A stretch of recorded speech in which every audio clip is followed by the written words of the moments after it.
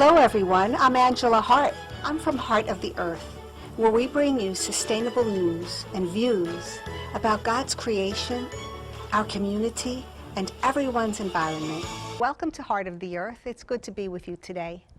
Today's segment is going to investigate how God works through people who hear His voice, especially working through artists.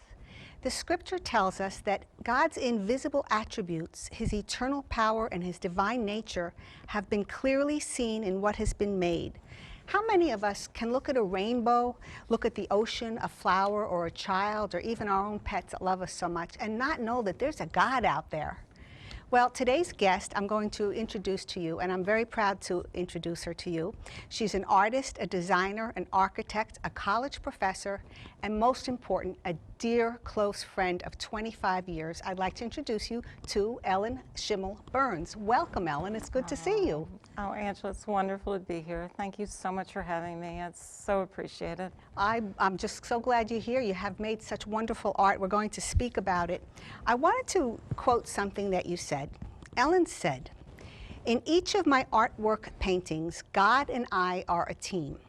I clearly know I am His instrument, especially when we paint. He guides and shows me shapes, forms, textures, colors, movements, images. The music of my soul and spirit is in His. For me, painting with God is sharing of His bountiful, unending, melodic, creative, inner kingdom world. I feel so humbly grateful to have a snapshot, a glimpse of how He creates." Well, I want to tell you, you truly are a humble woman, because I researched your background and I learned things about you. You can be friends with someone for 25 years and not know about their successes. So I would like to share some of your awards and citations before we begin our presentation of your art. Ellen was awarded the New York Teaching Excellence by New York University. She's listed in the Who's Who of American Women. She won the National Leadership Award, Business Advisory Council, Washington, D.C., Congressional Medal of Distinction, Businesswoman of the Year, in Barron's Who's Who of Interior Design. Ronald Reagan gave you a gold medal, and the National Academy of Fine Arts awarded you the Watercolor Award. I am so proud to have you on this show. Thank you for coming on. Thank you so much. We're going to discuss today your art processes, how you're inspired, the themes, how you come to enjoy the Lord in your work. And tell me about it. How are you inspired by art, and how does it work for you? Okay. Well, for the last 35, 40 years, I've been painting and creating and learning the language of art. And not all of my paintings are spiritually based, but the majority of them, 90% I'd say, is the collaboration between the Lord and I. And I am so inspired through influence of everyday life, through a specific song, through a flower arrangement that I see, and just through being impressed with something that I feel that I want to say through shape, form, abstraction. And from the influence, then it goes into themes. I really want it to be like a sentence or a paragraph or a short story or a novel, that it not only has, hopefully, something that someone would enjoy looking at, but it would have a message, a depth to it. So going into that, and the art spirit again, as there are so many artists out there, we each capture it in our own ways. Mine comes through in writing. I really write a subject through an abstract form, as I said. What do you mean you write a subject through abstract form? What do you mean by that? In capturing a sound. You capture a sound. For the audience, this is fantastic. Many of us can barely play one note and can barely draw, and here we have an artist who captures sound on paper. Can you elaborate a little bit? Okay. Well, I think the best will be as when we look through the pieces, I'll show you an example. Okay. I see it like Kandinsky or Calder, the abstraction of form and shape and color and how they blend together, the lights, the darks, the tones, the volume, the composition of it. And actually many of the same words that is in music is exactly in an art. A composition is exactly a composition that an artist creates. A light, dark, tone, balance, shape, form, melody, rhythm, it all can be translated into, you know, onto form. paper. So are you also a musician? No. I thought maybe there was something else I didn't know about her. I didn't know about all her awards and citations. But that's fascinating. Tell us about the inking process and how you come through each step along the way. Okay, thank you. Okay. Well, over the course of the painting, I've come to create this sort of flexible foundation of a process. And I first decide on the size of the board. I really work only in water base, either watercolor paper or watercolor board, and gouache or is opaque watercolor, acrylics, watercolor. Watercolor pencils, and I put a piece of trace over the size, and I block out. I get a foundational idea of what I want to create, and the perspective at that point is very important. Whether it's 1 point that you're looking at it straight on, or 2 point you're looking at two walls coming together, or it's a combination. And once that's set, then I start. It's almost like a designer building a garment. I'll cut out different pieces, and I draw different shapes and components to build the total composition. And once I'm satisfied about 80%, it grows. It grows. That's interesting. It grows into going onto the paper, and I start penciling it in. And at that point, the penciling and the inking, when that begins, I get in these zones, and I really become. I know my spirit is so loosening up. I'm between the paper and the ink, and I really become one with the piece. And hours seem like minutes, and days seem like hours. So as this is process, as I'm getting the drawing set, then it, as you had asked, it goes into an inking process. And the inking is, again, it's almost that the canvas becomes like this instrument, and the lines become the strings of the instrument, and the weight of the line is either the lightness or the darkness. The thicker the line, it's more like a bass, you know, it's a richer volume. And so I have this play on variation of lines. And when I finish a piece and it's black and white, I literally can almost, inside of me, my vocal inner voice is so strong and loud that I can put my fingers over it, and it's like a harp or the inside of a piano, you know, chords. That is beautiful. Do you know of any other artists who share this type of experience where they relate to the painting and material as a music form?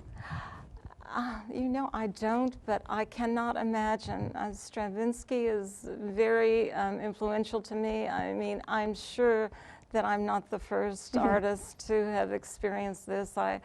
You know, I mean, art and music are so relatable.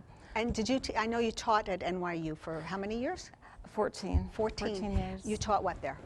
I taught basic drafting for document drawing and presentation techniques, which in that was a 2-weekend class that I taught 1 point and 2 point perspective and presentation techniques and freehand drawing. And you know, we did a lot of components of in-house to help them be a better interior designer and architect, and then when they're out in the field meeting with clients to be able to sketch. And beautiful. So I'm excited. I want to hear all about this first piece. Can we talk about this? Sure. Great. Sure. Is there anything else you want to share before we went to that? No, that's fine. Okay, great. Right. Look into the camera and let the viewers know what we're looking at here, and we want you to take us through the journey, because it sounds like your art is not just something you take an art medium to paper and create something. It sounds like it's a journey for you, and that's what impresses me. Well, thank you. It is. And I too. No one is more surprised about the end result than me. So really, that's fascinating. Yes. Please share. This piece was really a breakthrough piece. Prior to this, I had been influenced by many, many different artists, but this was the first voice that I had that was my own.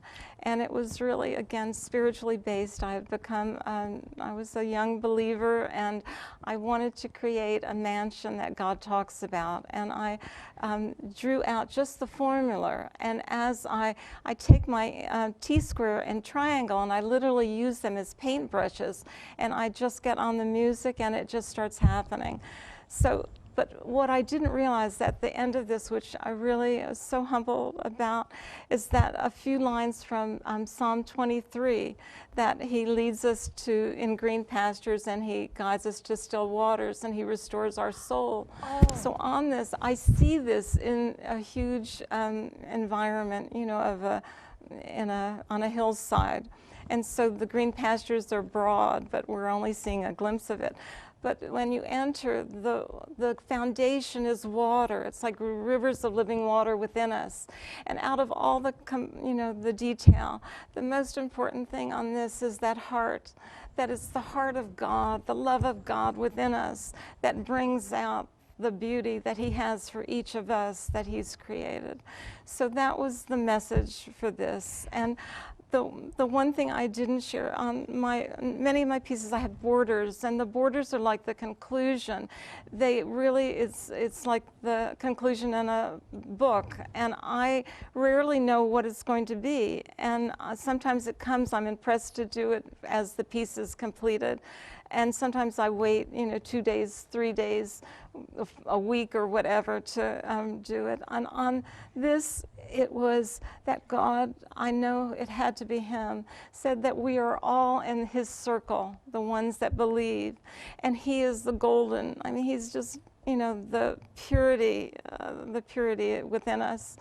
And we are all his gems. So when I sign my piece, I know I'm an instrument. I know where this is coming from, and it might have my name, but the authorized signature on all my pieces is God. It's the Lord. Wow. So before we go on, you said that about mansions. Are you referring to the verse that it says in Scripture, "In my Father's house are many mansions"? I assume that's the one that Jesus spoke, right? That's exactly right. And it often comforts people who wonder about what happens after we pass. When we believe in the Lord and we've received him as our Savior, he has made the atonement, and in my Father's house are many mansions. Do not be concerned, I think he said after that. Don't worry, you'll see me again. So, and that's what inspired you, together with the 23rd Psalm, which we read at funerals so often. Isn't that interesting? Oh my gosh. I don't know if you planned it that way, no, but those two verses go well together. Oh my gosh, I never, oh Angel, that is Isn't fabulous. that exciting? I love the way fabulous. the Lord does these kinds of things, the way he put this together for you about the afterlife, and what a drawing. I mean, this is so ornate. How long did it take you to do this piece? This piece, when I paint, I stop everything. It takes about from 2 to about 5 weeks on some. This was probably 2 to 3 weeks, you know. And what did you use? You said watercolor, or did you use pencil? What did you actually use to create this? On this one, it was basically watercolor, and there is a watercolor called gouache, and it's opaque watercolor, and it's much more dense. It has more pigment, and also acrylic. And on the gold, I use acrylic, and it's like an illuminated manuscript where I ask the Lord almost every step of the way, do I do this, do I do that? It becomes an addition and subtraction project. And, you know, this is the formula that came out on this one. Well, it is beautiful. Let's go on to the next one. Thank you, Angela. Okay. Would you like to put that on that side? Oh no, that's all right. Okay. This piece again, I'm staying with the architectural realm of, you know, another mansion. Can we get a close-up on this? Have we got any close-ups? This is, let's zoom in on at least just the art, if possible, because this is so ornate and beautiful and intriguing. And maybe Ellen can share about it while you're looking at the art. She can describe it to you. Okay. This again, you know, within heaven there are many mansions, and this was just the fun of developing one that was coming out of me, and with the Lord helping. This right here is, again, frozen music. Frozen music? Frozen music. What do you mean by that? It's like the shapes, like if you're hearing a violin and then a timpani and a piano. I see the lines. I see the composition of it, and that's what this becomes. And this was like a take on lions, but my way of showing, Lions? the abstraction. Like you mean the animal lions? An animal, Wow. at gates.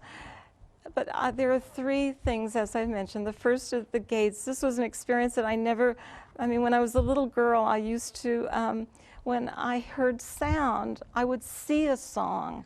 And I thought everyone... I can't get over this artist. She is so fascinating. Most of us don't hear sounds when we see things. That is fascinating. Well, I thought everyone did, and I knew I was the odd man out later on. This is a beautiful oddness. This is a beautiful, different. This, all these years later, this is what I, in my mind's eye, I see. But this, only the Lord could have done this. When I was doing this, the openness of this home, and I felt it was like the watering of the Word of God, and the caverns and the canyons within me were really free. I know it might sound, when I paint, I get so involved, and my spirit was flying on this. And it was really a wonderful experience, one I had not expected, and it just was beautiful. And this was amazing for me. When I did the stairs, they were, it was all inked, and as I was laying in the color, I really heard in my inner voice a piano, and it was like scales, like the scales of a piano. So what I felt God was saying is that we have the musicality, in our heart we have the music of our soul. I believe that I must have, or I tapped into something that was, that God gave me that glimmer and glimpse. So that was what's so fascinating. special. The steps became the musical scale. The scale. Do, re, mi, fa, sol. Exactly. That's fascinating. So anyway, that's beautiful. Oh, Thank you for Angela. bringing that. Was there any inspiration for the woman that I see there? Well, you know what? Each of us, every person who knows the Lord has his own or her own mansion. So I was just welcoming everybody into your mansion to come in and have some cake, to come into my home. I love it. Great. Oh, beautiful. Thank you. All right. Now this piece, I have to say, was the least spiritually based. Okay.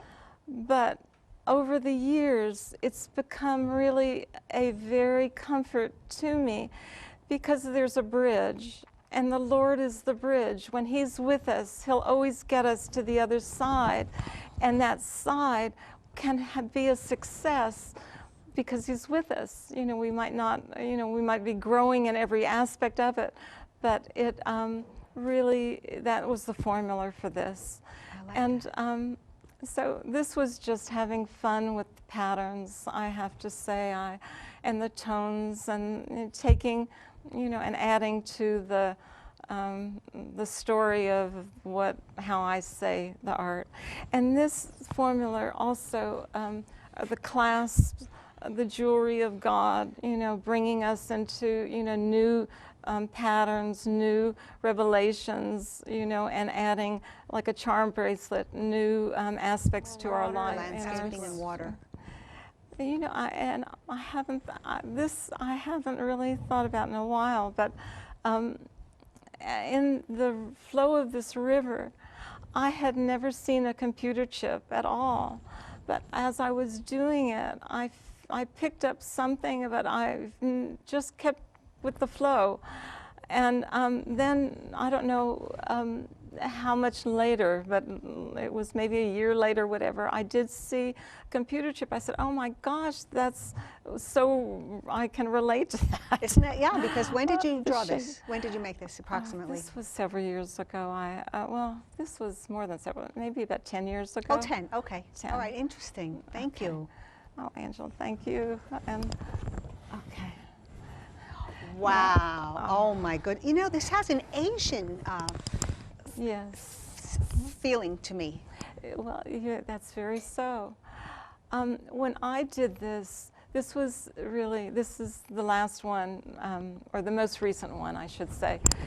And it has one formula, is to choose life. And God gives us that answer. In our lives, we have two thrones. Even when we know God, do we put our job before God? Do we put our talents before God? Do we put whatever before God? And God gives us the answer in the Bible. He said, choose life. So on this, it's really, that's the formula of that. Can you walk me through where the choose life is there? Walk me through this story. Yes. Well, it's the two thrones. And we have the choice to choose, you know, either God or the world. And on this, that was the message. But the columns, I don't play any musical instruments, but in my spirit, these are like flutes, that they are ornate musical instruments holding up our structure, that, you know, this incredible flow of the symphony of God's Word is flowing through us. And at the top, I love poetry, and there are all these different styles of poetry, and one of them is iambic pentameter. Well, that, when I was drawing that, I definitely felt, oh my gosh, that's how I saw that formula in line. And again, I mean, this is so personal, but we haven't spoken this, I speak in tongues, and this was one of the first borders that this abstracted language was coming out. A lot of it, somewhere in here is like an alpha and omega. I mean, I didn't know this, I just was drawing it. Who is the Alpha and Omega? Jesus. He said, I am the Alpha and Omega. That's right, he did say that. He said he was the Aleph and the Taw in Hebrew, and Alpha and Omega in That's how you say it in Hebrew? I love that. Do you know some more Hebrew that you can remember right now? Well, I put you on the spot. Okay. Shalom. You know, I love the Hebrew. I love hearing Hebrew. I used to go to a Messianic service, and we would sing the Shema, and it was just beautiful, just beautiful. I love it. Angela, that's beautiful. So this is fascinating about these borders. This is really something, and I love the fluorescent. Are we able to get a close-up on this, camera people? Because you can really see the fluorescent gold that she uses, and it's exquisite. But on this, you know, the message was so important, you know, and as I'm painting, I'm listening as well, you know, to my art. It speaks back to me. It speaks back to you. That's fascinating. Now, the final piece that I brought. Oh, this is the one I want to talk about. I have, they've never been published, and I have always wanted to illustrate children's books. So I did one, it's called One Toe 345. One Toe 345? Oh, that's cute. And then I did one on Sam Loves Sand, and it was a process of sticking to a commitment of building a sandcastle and completing it. And so it was learning and teaching. But this piece grew out of, I had a very dear friend who passed away, and how I dealt with that grief over those first couple of weeks was in drawing. And as I drew 30, 40 pieces, thank you. This piece was the one that really stood out. You drew 30 or 40 pieces while you were grieving about the friend that passed away? Exactly. I was in sketch form only. And I felt that also as I was drawing, God was drawing out the grief in me. So it was a very interesting process. That's beautiful. This piece... That's beautiful. Oh. Yes, please continue. It has a figure in 3 stop motions, and it's really the turning in life, and how when one thing is being affected, how you continue on, and just, you know, the shades of life.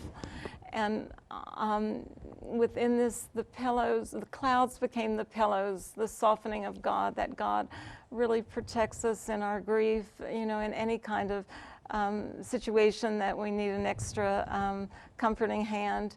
he gives it to us, and I showed that through hearts that were clouds. So those clouds, oh, I see the heart on top. Yes. Yes, Are we able to get a yes. close-up of that heart, camera people? Oh. I'm hoping, because when you first look at this, you can't really see a heart, but now I see it up here.